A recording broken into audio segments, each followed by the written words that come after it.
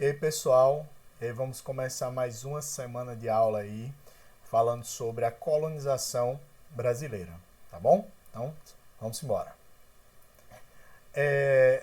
A política colonialista de Portugal, logo quando eles chegam aqui, eles não encontram nada, metais preciosos, os nativos daqui não dominavam, né? Diferente do que acontece na América colombiana, na América espanhola, tá? Desculpem. E eles estavam muito ligados ao comércio com o Oriente, que era muito lucrativo para eles. Então eles dizem, não, vamos deixar isso aí meio de lado. O que tinha aqui que agradava, que interessava economicamente para eles era o pau-brasil.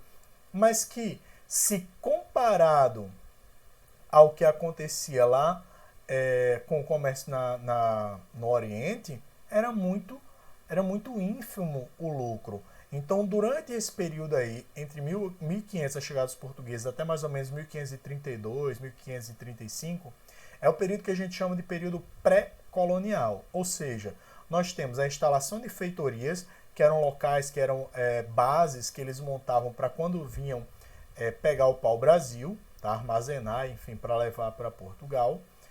Mão de obra indígena, então não é introduzida ainda a mão de obra escrava africana, tá bom? E o pau-brasil, tá bom? Então dura aí mais ou menos esse período.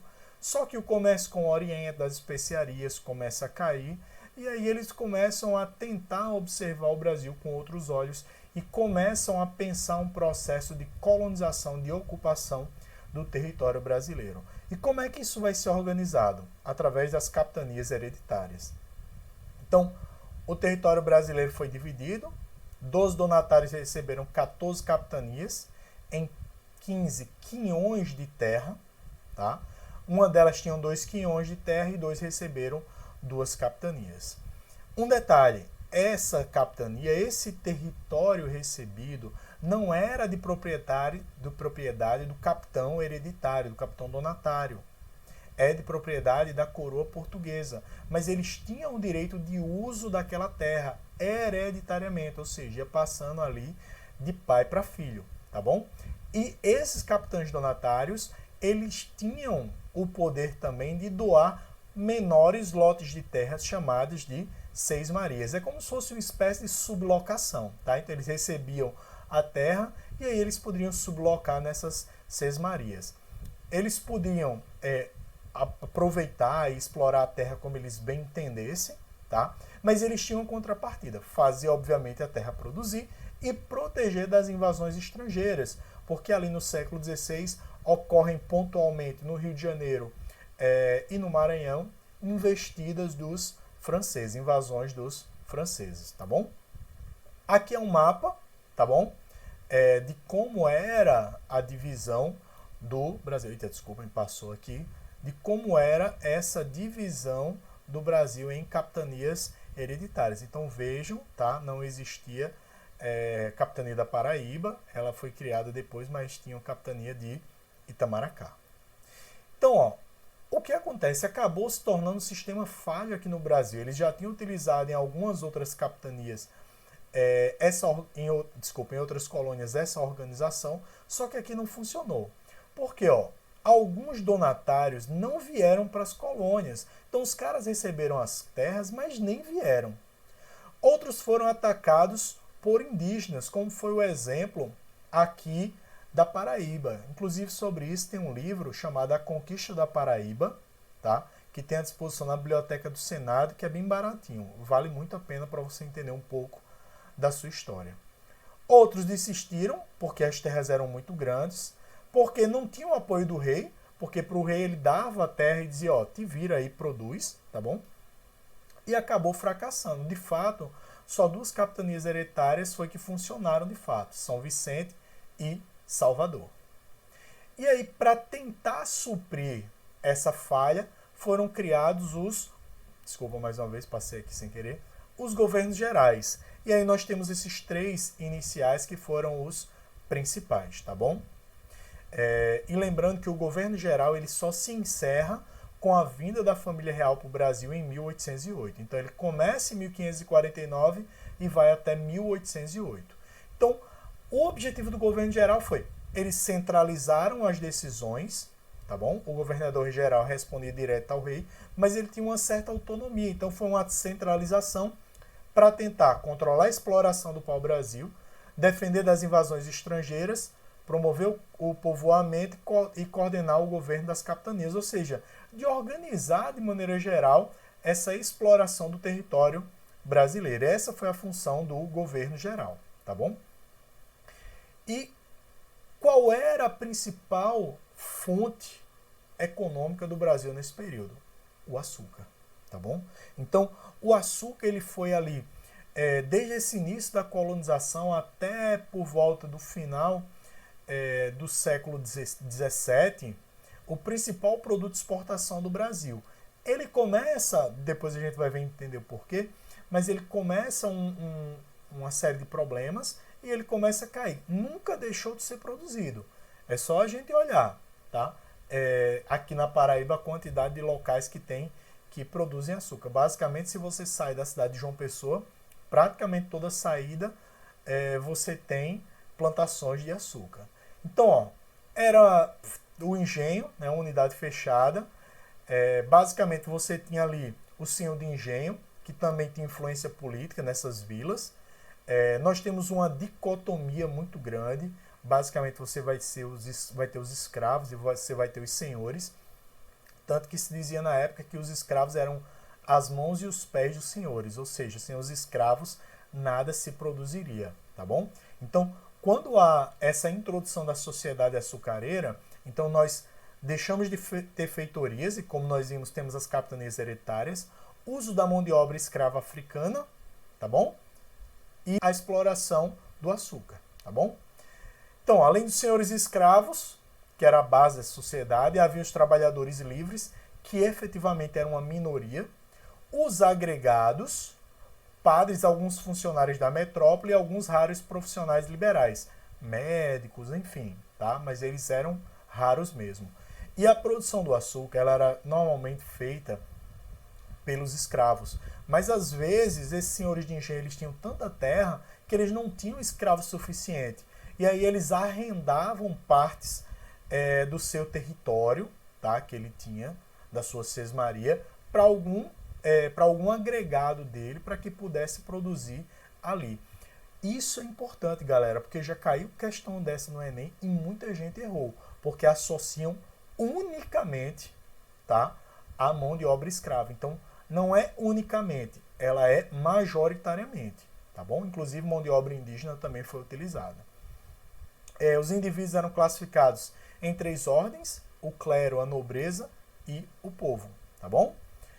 A nobreza era representada pelos senhores de engenhos, chamados homens bons, aqueles que poderiam fazer parte das câmaras municipais, possuíam um grande poder, e o povo era formado pelos trabalhadores livres, comerciantes, artífices, sem representatividade política. Então vejam, os escravos eles não entram aí em povo, tá? Porque o escravo ele é um objeto.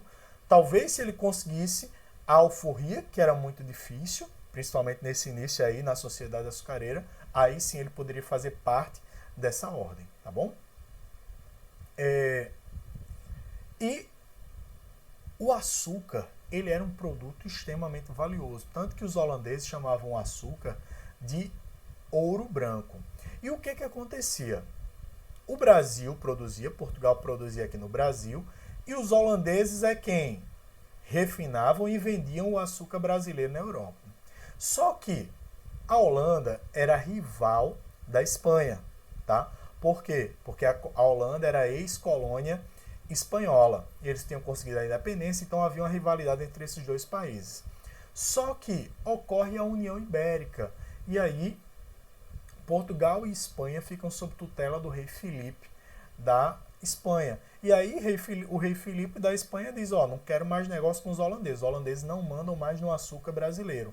Em resposta a isso, os holandeses invadem o Brasil, tentam uma primeira invasão na Bahia, não deu certo, e aí eles ocupam a região de onde hoje é Olinda, Recife, João Pessoa, se expandem um pouco aqui pelo Nordeste e ocupam essa região entre 1630 e 1654. Tá? Maurício Nassau foi o nomeado governador-geral da Nova Holanda, que que ficava aqui. Instituição da tolerância religiosa.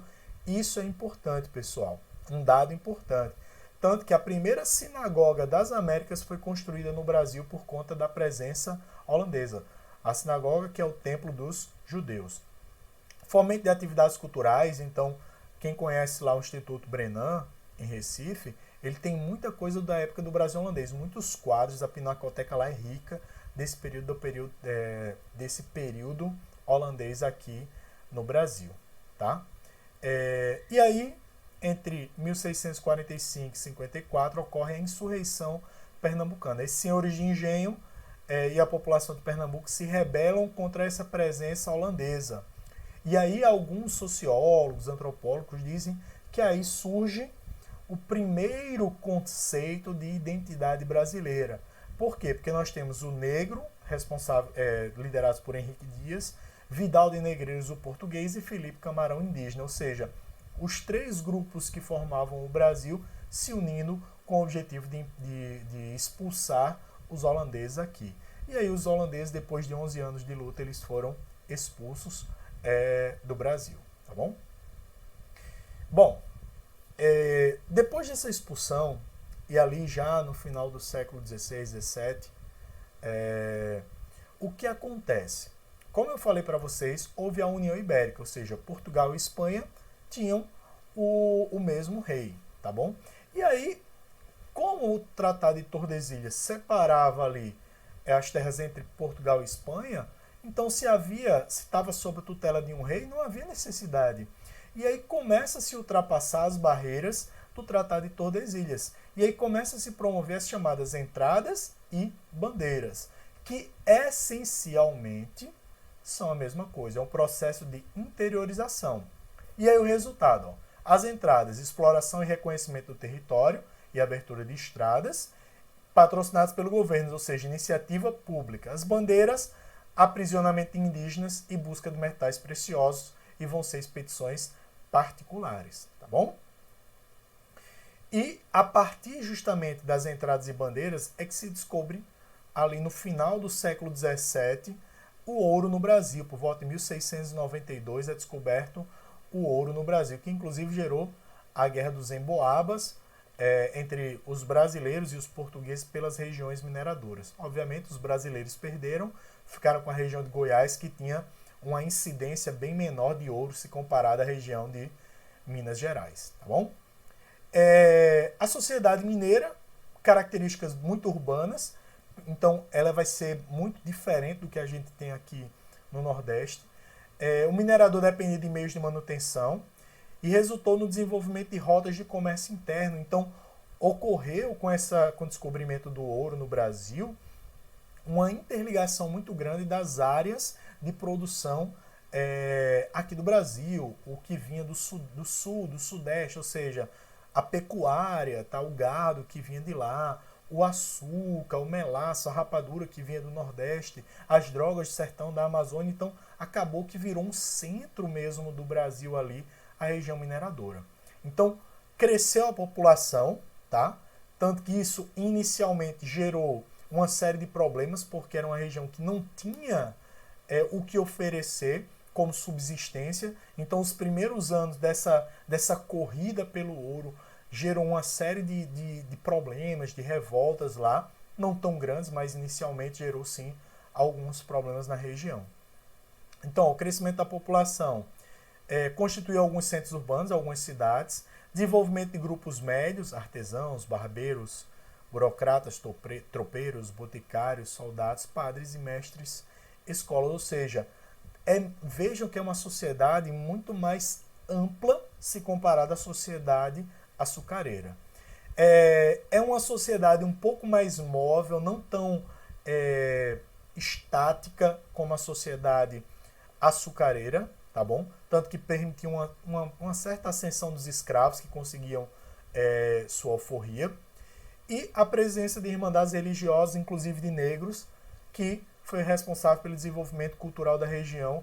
Basta lembrar das obras de Aleijadinho que tem lá, do barroco, que é muito influente lá naquela região. Quando a gente for falar de sociedade, de cultura de maneira geral ali do Brasil colônia, nós nos aprofundamos mais sobre esse assunto. Bom, um ponto muito importante, que são os impostos que eram cobrados em cima do ouro produzido no Brasil. O quinto, também chamado de quinto dos infernos, que era 20% do ouro em pó extraído era mandado como imposto, ou seja, um quinto, 20% era mandado. Captação. Todos os escravos maiores de 12 anos pagavam uma taxa. E o quinto composto, ou finta, que era uma cota anual de 100 arrobas de ouro cobrado sobre o ouro encaminhado para as casas de fundição. Então os caras tinham que produzir no mínimo 100 arrobas de ouro, tá bom? Então é uma quantidade aí muito grande de ouro. E alguns tratados, porque é o seguinte, em alguns anos, para vocês terem ideia, o Brasil chegou a mandar 13 mil quilos de ouro para Portugal. E onde danado foi parar esse ouro? Que Portugal não se tornou uma grande potência da época. Então, ó, o Tratado de Methuen é um desses gargalos do ouro, que era um tratado que estabelecia a compra de tecidos ingleses e Portugal vendia os vinhos. Só que isso gerou um déficit muito grande na balança comercial. E é justamente aí que esse ouro vai acabar sendo introduzido para equilibrar essa balança comercial. Outro ponto que acontece é um grande terremoto que abala Lisboa, tá? E aí o ouro também foi usado para a reconstrução de Lisboa, tá? Que foi um terremoto, um incêndio e um tsunami. E a descoberta dos diamantes, tá, pessoal? Importante, porque inicialmente, 1739 eram contratos, ou seja, arrendados contratos, mas a partir de 1771, o Marquês de Pombal estabeleceu o monopólio régio, ou seja, só a coroa podia extrair diamantes no Brasil. Então, de 1739 até 1731, a iniciativa privada poderia, e a partir daí, só o governo que poderia explorar os diamantes no Brasil, certo? E os tratados e limites, como eu falei, o Tratado de Tordesilhas já estava sendo ultrapassado, e aí foram organizados o Tratado de Madrid, que praticamente reestrutura as fronteiras brasileiras, e o Brasil fica praticamente como é hoje, que nós temos um mapa. Então veja, ó, tem poucas mudanças se nós comparamos aí ao que nós temos hoje, tá bom? E algumas revoltas nativistas. Então, revolta dos irmãos Beckman, lá no Maranhão, os grandes proprietários rurais que lutaram contra a Companhia de Comércio do Maranhão e os jesuítas. Por quê? Porque eles possuíam um monopólio, e aí esses proprietários de lá não queriam esse monopólio e acaba gerando essa revolta. E os jesuítas que impediam a escravização dos índios, que lá no norte, assim como em São Paulo, era bastante comum, diferente aqui do Nordeste, tá bom? Outras duas importantes, Guerra dos Mascates, que é a disputa ali, que é interna, quase que uma guerra civil de Pernambuco, entre Recife e Olinda. O açúcar estava em decadência, tá bom? E aí Recife acaba se despontando por conta do comércio muito mais forte que Olinda, e aí eles disputavam para ver, para se tornar uma vila, porque Recife era dependente de Olinda, tá bom? E eles queriam a sua independência, tá bom? A sedição de Vila Rica, também chamada de Revolta de Filipe dos Santos, é que eles conseguiam contrabandear ouro em pó, e para tentar barrar isso foram criadas as casas de fundição para aumentar o controle sobre a região mineradora. E aí ocorreu essa rebelião para tentar evitar que se estabelecessem essas casas de fundição, que não deu certo e acabou sendo estabelecida mesmo assim. Conjuração Mineira, que é a famosa Inconfidência Mineira, quando Pombal fixou, né, as 100 arrobas de envio, e se não fosse alcançada, deveria estabelecer a derrama, ou seja, se cobrar os impostos forçadamente. E quando ali em 1789 já não se conseguia tanto ouro, os mineradores começavam a ficar insatisfeitos e tal, e um grupo influenciado pelas ideias iluministas, entre eles Joaquim José da Silva Xavier, Tiradentes, estava organizando uma revolta contra o governo, tá bom? E aí eles defendiam a emancipação política de Minas, criação de universidade, incentivo à indústria e liberdade para a extração dos diamantes. Lembrando que ele tem ideia republicana, mas uma ideia local, tá? Ele não tem ideia de transformar o Brasil todo independente, é só de Minas Gerais. Joaquim Silvério dos Reis entregou o esquema e acabou que os envolvidos, a maioria foram presos e deportados para a África, com exceção de Tiradentes, Joaquim José da Silva Xavier, que foi morto, que foi enforcado e depois esquartejado, tá bom? E por fim, Conjuração Baiana, movimento social, 1798, depois a gente vai falar, por fim não, né? Da Revolução Pernambucana, influenciados pela Revolução Francesa. Lembrando, 1798 é na época que os jacobinos já tinham tomado o poder lá na Revolução Francesa, como vocês veem quando estudam a Revolução Francesa. E aí eles queriam, basicamente, a criação de um governo republicano, livre comércio e melhoria dos soldados. O plano foi divulgado e a revolta foi reprimida, como a maioria das outras que nós vimos. E a Revolução Pernambucana, já em 1817, foi contra os impostos que aumentaram com a vinda da coroa portuguesa para o Brasil. E aí a situação no Nordeste, como a gente sabe, desde o declínio do açúcar já não era boa. E aqui em Pernambuco se organizou um grupo de rebeldes que iniciaram a revolução contra essa desigualdade, contra essa situação econômica, contra os problemas que o Brasil passava ali na época, tá bom? E os revolucionários implantaram um governo republicano, influenciado pelo Diretório da Revolução Francesa, mas 3 meses depois o governo português conseguiu acabar e os revoltosos foram presos. Inclusive tiveram revoltosos aqui também da Paraíba. Tá bom, pessoal? Aqueles que não fizeram as atividades, tá bom, do livro, por favor, façam elas, beleza? Então, fiquem aí que na próxima semana nós iniciamos o assunto do livro 2. Um abraço e se cuidem.